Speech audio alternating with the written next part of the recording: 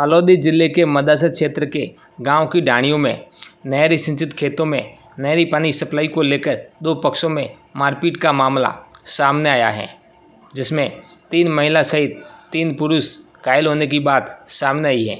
वहीं बताया जा रहा है कि पीड़ित पक्ष के साथ जिन्होंने मारपीट की है, पुलिस ने उनके खिलाफ कार्रवाई करने की बजाय पुलिस ने पीड़ित पक्ष के लोग जो मारपीट के दौरान गंभीर हालत में थे उन्हें ही 151 में गिरफ्तार कर थाने में बिठा दिया। जबकि घायलों में किसी का हाथ फ्रैक्चर था तो किसी की आंख पर गंभीर चोटें थी, तो महिला के सिर पर 6 से ज़्यादा टाँके लगे थे।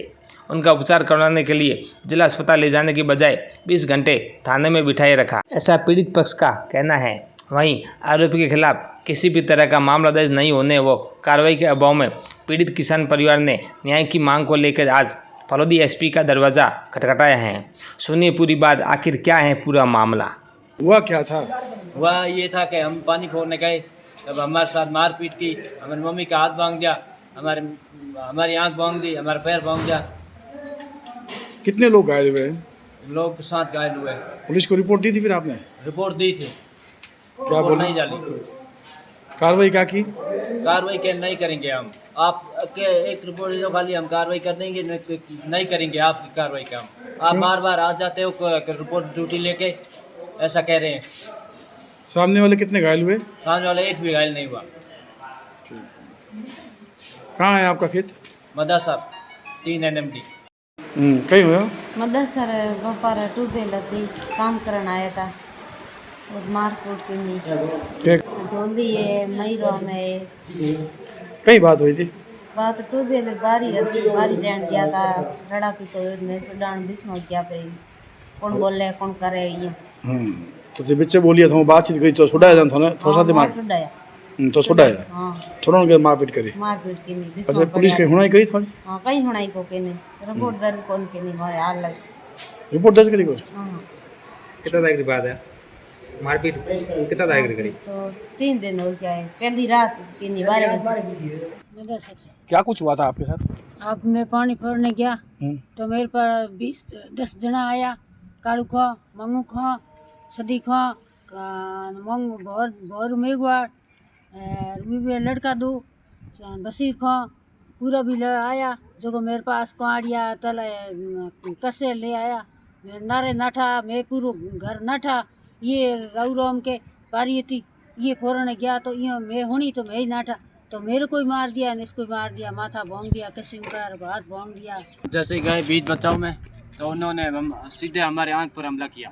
हमने आंख बचवाई तो पैर पर मारा, तो पीछे जो है तो आंख पे मार दी सीधी लकड़ी की। पुलिस को आपने कहा?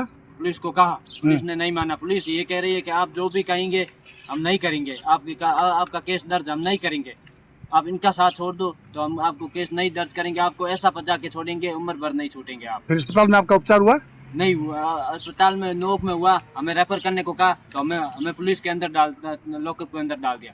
रेफर कहाँ किया था आपको? फलौदी रेफर किया। हाँ। फिर आप उपचार हुआ आपका वहाँ पर?